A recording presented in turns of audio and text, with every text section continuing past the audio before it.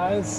Thank you for joining us again, listening to a conversation that Curt and I are having, and we hope you jump in. But let's just, crazy times, and we live in Tennessee, and Tennessee's opening back up. So things are changing all the time here. Yeah. Curtis, how are you doing, man? I mean, what's going on? I'm ecstatic. Everything's looking great. We had this big event that just happened, and it's always a weird time before it happens, and it's looked different in the past. But I was really excited to see leadership look at the experts who are trusted to collect their data and give a recommendation. And as far as I can tell, he did, and it looks like we're really set up for a great year, maybe even a great couple years. Are you? So you're a fan of Billy and what he's doing here in Tennessee, or the Trump, or what? No, I thought we were talking about the NFL draft. I'm a Cowboys fan. Oh, Curtis. You guys did do all right in the draft, though, didn't you? Yeah, we did really great. It was like a smart draft for you guys. Yeah, and I could I could see Jerry Jones looking at Facebook and seeing what all those guys said, but we've got this system in place where scouts go out and collect data and analyze it, and we trust them. The professionals. Yeah, the experts Tried in their and true. field. Yeah. Here we are. Yeah. Amazing. If you trust the professionals that do this for a living and know what they're talking about and are well trained, turns out okay.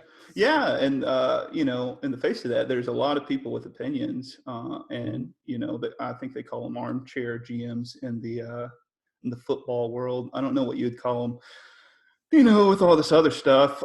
Yeah, it just seems like, and everyone's got a right to an opinion, but everyone doesn't have the ability to be correct all the time. I think in the face of this reopening, I'm a little disturbed about what I'm seeing a little bit. Me and you were talking about going into, the grocery stores, and there are these guidelines of, hey, go this way, follow this path, wear a mask, stay 6 feet away, and no one is doing. For the majority, I told you I went grocery shopping today. I go about every 2 weeks, and kind of.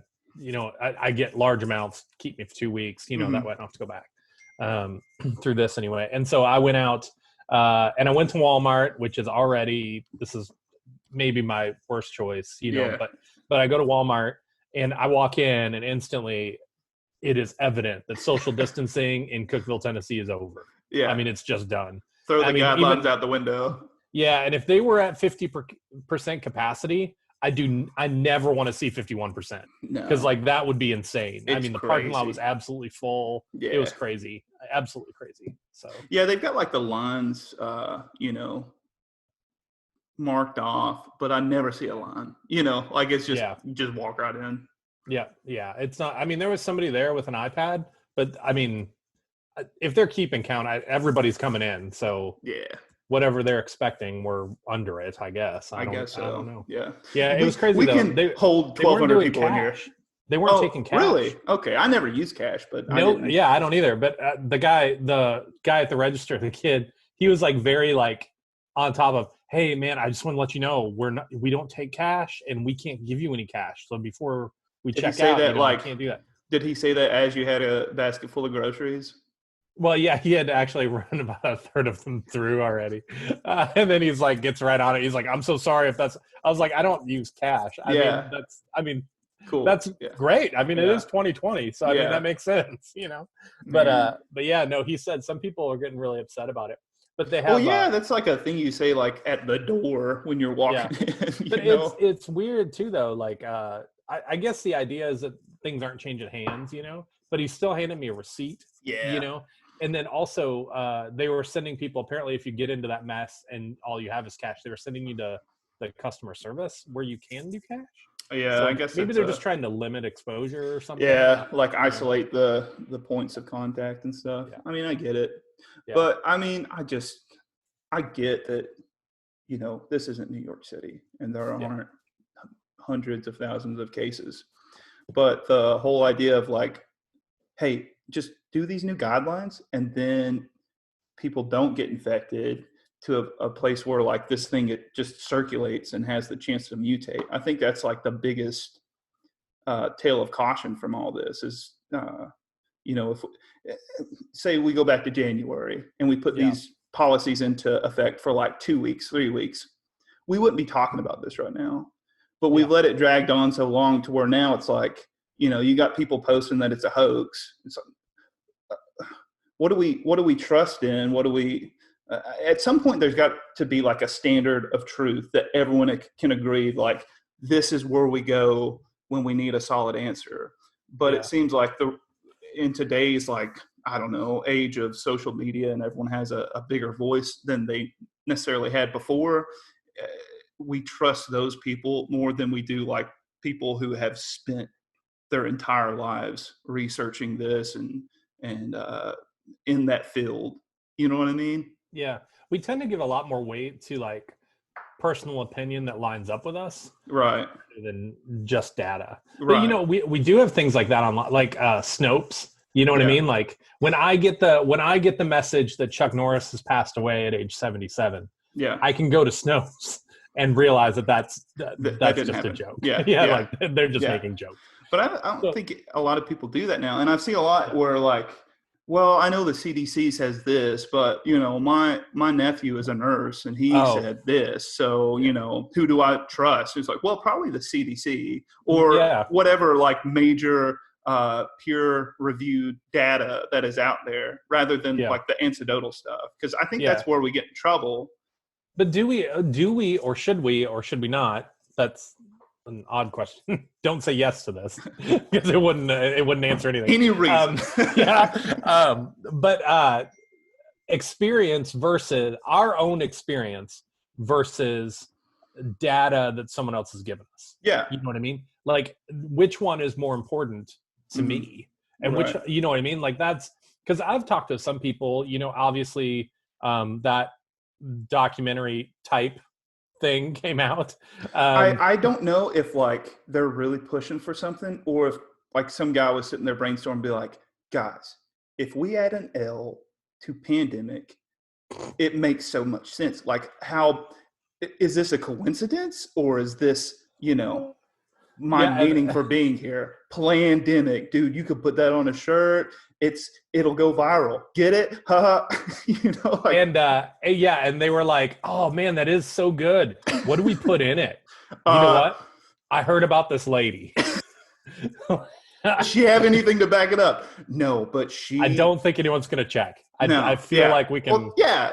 And that's the thing is like, go the extra step. It's like, she's making all these claims. And if you take a second to, at one point, cause I watched it a couple times cause a lot of people that I know and respect were sharing it. And I'm like, okay, what's this about? And then, she said, I was held against my will by the police with no charges. I'm like, okay, well, that's serious. Let me look into this. That's crazy, yeah. And they're like, no, she got arrested for stealing. Okay, well, what did she steal? Well, she took her own personal notes from the lab as well. I believe it's with some, movable equipment.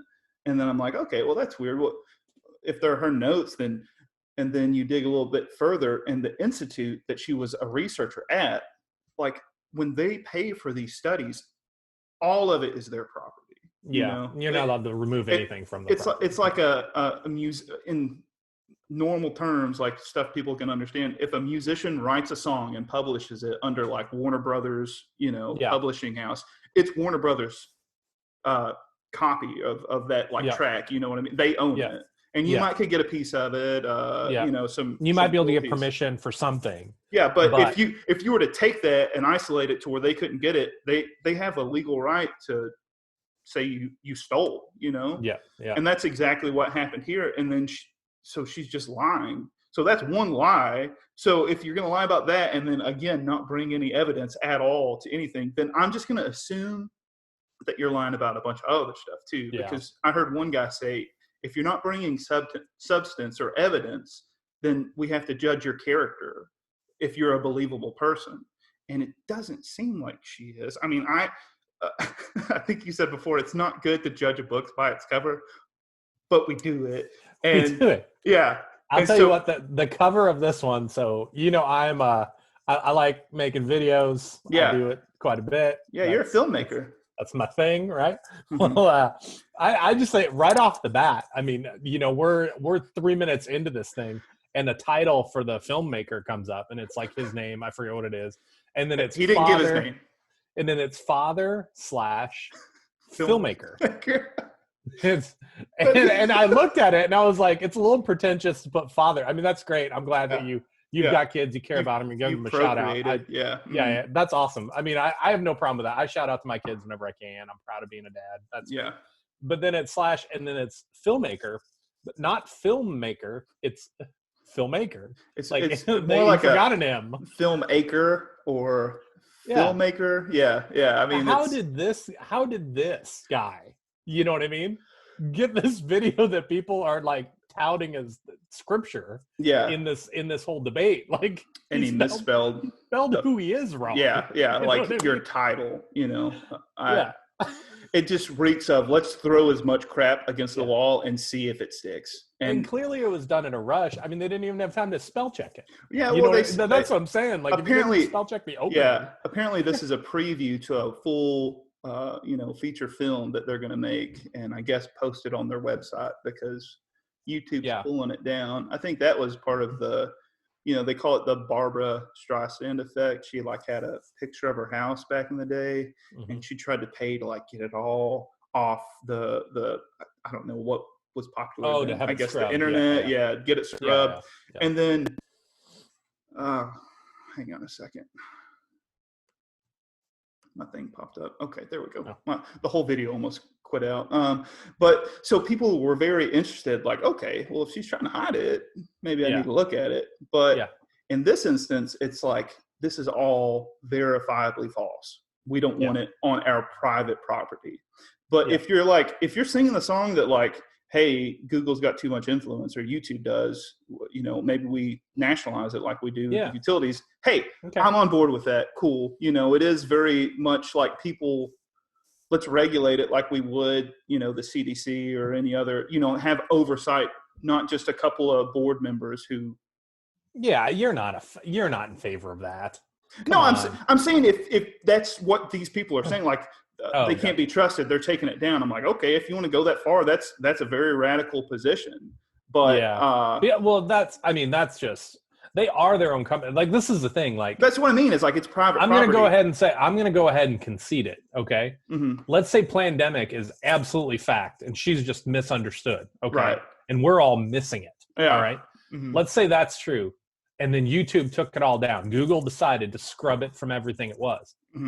It's their platform. Well, that's what I mean. They can take down anything they want to. People are claiming First Amendment rights, but that protects you from the government. Like, this is a private company. Well, okay. And so I'm not for censorship at all, but know your rights and where they're applicable. Like, if you don't like what they're doing, then don't use Google or don't use Facebook. So that's where they're sharing it. You and I put out these podcasts, right? We put them up on YouTube, we drop them on Podbean, they go everywhere, and then we promote them through our social media. When I promote through Facebook, I take out ads sometimes, and push them a little bit, a couple bucks here, a few bucks there. So I promoted one a few weeks ago. It was called Panic and Hysteria. We got in that filter. They crunched down on me and flagged my account for being out of bounds with my advertising and stuff. And they said I couldn't take out another ad till I addressed it and all this stuff. And that was because I was using the terms panic and hysteria. Right. Yeah. While talking about this, because they're like, we don't need, and I get it, like we were using it as, it was a little very clickbait, much it was a little bit of clickbait. A pot stirrer. Yeah, definitely. Yeah. And you walked into the theater and screamed fire. And now the theater's like, let's watch this guy. Exactly. Yeah. And so I get it. They have the right to do it because it's their platform. You know what I mean? They don't even have to abide by their rules. They can change them. They're their rules. You know what I mean? And so I think that we need to make sure we're checking ourselves on that. You know what I mean? YouTube is not a government owned platform that allows us freedom of expression. We don't have the right to free speech on YouTube. No. YouTube can take that from us anytime any they want more to. than you've got it on, my front lawn or or in my house. I mean, the way that you would protect your own property. Like that's it's the same thing. And I will agree with you. Again, I'm not for censorship, but in this time, it just seems that like we've got information coming from experts, and then we've got information coming from loonies, and we're asking people who are not trained to like know the difference, know what's right or wrong, to distill that and figure out which one's right. Like I'm going to ask someone who doesn't have a degree in microbiology to tell or decide for themselves whether, this board of researchers who have gone, peer reviewed over decades, or this one discredited person who's saying they're all bought off, they're all paid off. And it makes sense. And I think in this time, like we're looking for someone to blame and to point to that all this madness has to have come from something and has to have like this Hollywood diabolical plan behind it. And if we just shut down the mastermind, then everything can go back to normal. But the truth is like, we've got this thing that could kill 1% of our population or whatever the number is there. But I would say this, Curtis. I mean, we've been debating, we've been talking about the pandemic that's happening and COVID-19. We've been talking about that for weeks. We've been doing social distancing in cities. In Cookeville, we've relaxed a whole lot. In Tennessee, we've relaxed quite a bit. I think even in Nashville, they're going to see. I think they've stepped up their plan a little bit on reopening. Williamson County barbers opened up. Like things are whatever they are. Okay, but we've been talking about this for a while. But the bigger issue I see with this pandemic thing is we've got conservatives yelling because the internet's being scrubbed of the truth. Okay, being pulled down. But this is the beauty of it. This is the good thing for all us conservatives out there. It's being done by a private organization. You know what I mean? Celebrating their I'm worried, but this is the thing I'm worried about, Curtis, and I think you and I might disagree on this. But when we get to the point where YouTube is held legally or financially accountable because of the things that are posted on their site by the government. All of a sudden they're making decisions. They're making decisions to pull things down because of government pressure. I think we've got a problem. I don't think that's the issue here. No. Like, I don't think that's what it is. I think they have a good ethic. I think they're using an ethical base, whether it's good or the right spot or whatever. Well, they're using some sort of ethical base that they've decided on. This isn't like a new policy for like, definitely not. I don't know. Alex Jones was the big, he's focus a couple of years ago. They don't let his videos on because he's just touting like nonsense. Crazy conspiracy stuff. Even before that, they scrubbed the whole website of anything that was like a Holocaust denial. Something that is absolutely true. Millions of people suffered from it. There's branches of families that are just wiped out from existence because of this thing that happened. And then you've got guys who, are saying the same things as this other stuff. There's no facts behind it. But isn't it crazy? They'll say, isn't it crazy how this lined up with this? Like, shouldn't we question it? Yeah, question it, but you can't question everything. I think is the point that I'm trying to make. At some point, we've got to have a standard for truth. And we've been talking about that Talking with Strangers book. Yeah, Malcolm Gladwell. Talking with Strangers book. And, he says that a society cannot function if everyone is questioning everything all the time. We've got, he calls it a default to truth. And when a small example he gave was, when a waiter brings out the check to your dinner, you just trust that he's not cheating you. Like he's not adding 50 cents to every customer so he can go home with an extra. The vast majority of us believe that. Yeah. And we just move ahead with it. Right. So there's like this, and I don't know, it just seems very loud, and it always seems like it's a minority of people, but like the dangers of the social media is just, we're putting amps and microphones around these guys, and it's just spreading like wildfire. But I think it's instilling in us this idea that we've got to distrust everything that doesn't like agree with what we say. We don't have to check ourselves and, well, this is a very reputable, institution. and they're saying something that disagrees with what I believe, maybe I need to look into it more. We're just saying, no, all those guys are paid off. You know, I think that's very dangerous. Yeah. If you look through history, like that's where fascism, that's where authoritarian, you know, governments take root, is when they cause massive distrust between like the universities, the sciences, the arts, like they get. But what they ultimately end up doing is centralizing trust somewhere. Exactly. And you've got to have all these branches of you know, idea makers that are clashing with one another. Well, that makes sense here, but not against this institution. When all of those guys are, you know, it's not very efficient. So that's why I have issue when people come in and say they want to run the government as a business. Like that's very dangerous. If we've got like a board of like 12 people running the whole country, we've got to have some of this like bureaucratic stuff so that people can't just rise. You know, people who are saying the right things can't just rise to the top and then take control of everything. But that's our danger to our republic. That's what, you know, but Ben Franklin is saying that we got to fight against and protect. But I would say the government is set up as a business already. I mean, if you look at a publicly traded business, you have shareholders, you have some sort of board that's elected by shareholders, or maybe it's all shareholders. There's different representatives, and they have a CEO that they hired that they can also get rid of. That's a publicly traded company. Okay, now a private company is different. Okay, like that's, if I own a private company, no one gets to tell me what to do. I do whatever I want.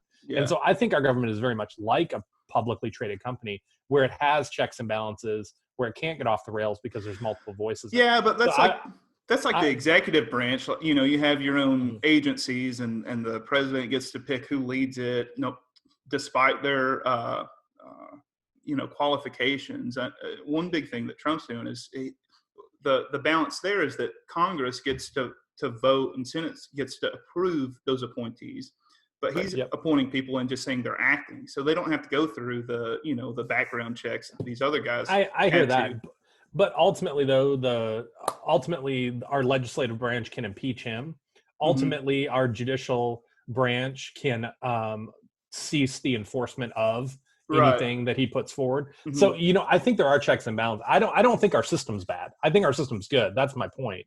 I think our government system is there's got to be some like teeth behind it. I think the big issue is just, you know, the team stuff right now. When one team holds enough power, then they're gonna push whatever agenda they want, and that's not the way the system was designed to work with. You know, like the system's good if we've got, you know, how many counties are in America? Like 300 something, like when all 300, or maybe it's 3,000. Geez, I don't know. I think it's closer to 3,000. I missed a zero.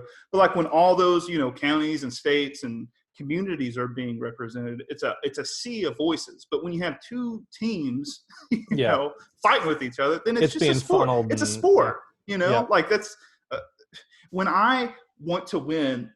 You know, I watch football on Sundays when it's there. If I beat an Eagle, or the Eagles look dumb from a game, then I'm just like, and even if I suffer a little bit as like a Cowboy fan for them to lose, you know, ultimately there's no like lasting damage from that. The season ends, we restart.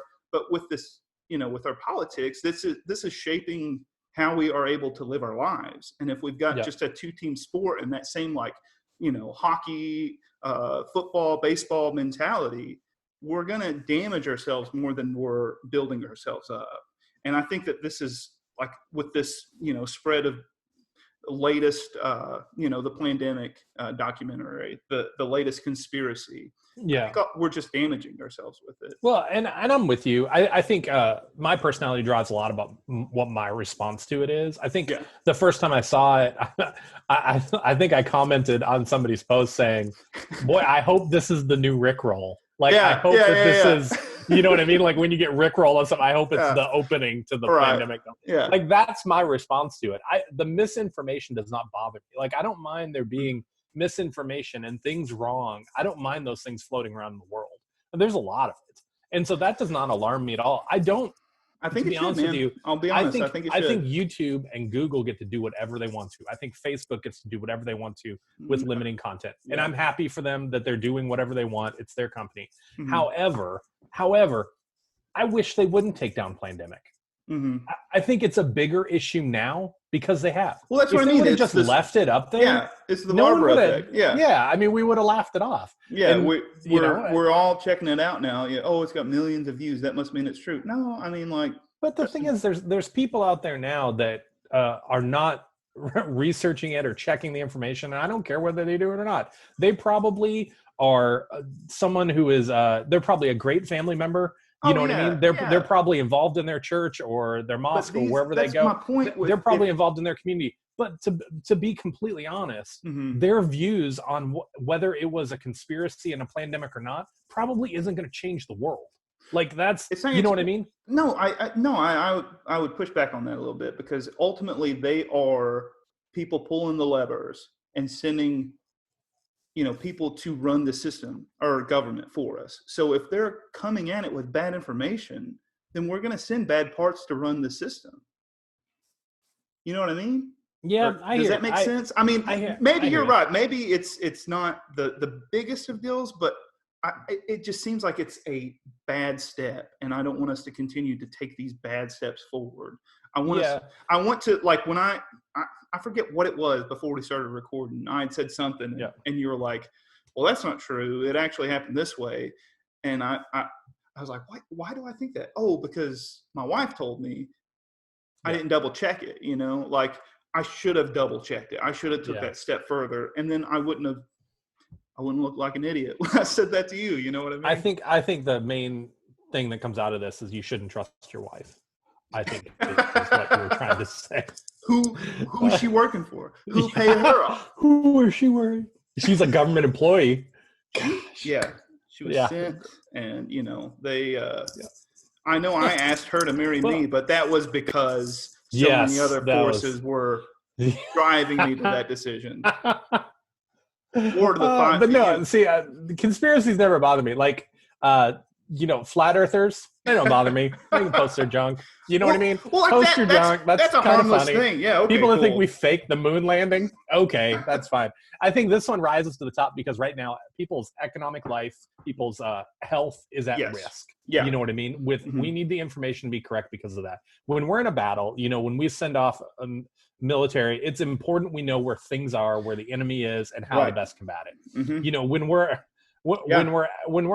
playing Risk or when we're playing Monopoly, it's not as important that we're paying. That's attention. What I mean. Is that this is, and I don't care about the moon landing or the flat earther. Like, you can think whatever you want. Most of those people aren't, designing satellites that can keep people informed, and so you just ignore it. But with this stuff, it's making regular everyday people ignore the guidelines, like we were talking about earlier. This stuff is mostly a hoax.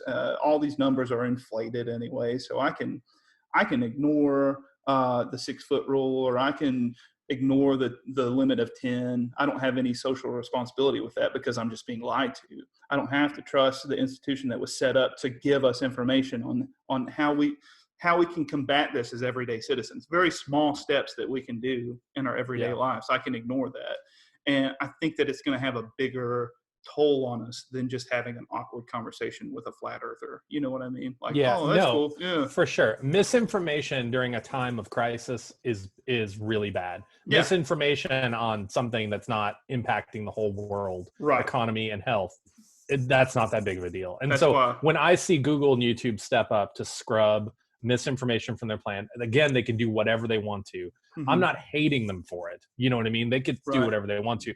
I understand why they scrub that stuff when they do. Right? I mean, that's something we can understand. I mean, I totally agree with it. We're just muddying the waters when we don't need to. So I don't know. I think this is the point where we ask the few people watching what they think. Yeah, for sure. What did we miss? Yeah, what did we miss this week? And honestly, so we've talked about this one today, but we want to talking with strangers. If you're somebody that tunes into us regularly, pick that book up. Yeah. We're going to be talking a little bit about that in the coming weeks, I think is that true? I think so. I mean, there's a lot in it. I mean, they're talking about consent. They're talking about, racism. They're talking about, he talks about everything. And that's, I think I wanted to talk about one of those. I forget if I messaged you that or if it was just bouncing in my brain, but then I thought, no, I I've got to read up way more on this, because he says it so effortlessly and so like intelligently with so many sources to back him up that you can think that it's like a simple thing, but it's not. He's got this master level, able to distill it and make people who don't understand it very well. Like where it makes sense, it clicks with them. But I could not explain that to you, like you're a 5-year-old. So I'm not even going to touch it until I look at, each thing could be like a series, each of his chapters in that book. So it's a pretty quick read too. But if you've got, a few hours to spend, which you probably do, pick up the book. It's real good. Yeah, pick it up. And then we're going to be talking about some of those topics, things like consent, things like racial divide, things like, what's the standard plan? I guess that was racial divide stuff. But we're going to be talking all about those different he went as far out as like torture during like the, 9/11 aftermath.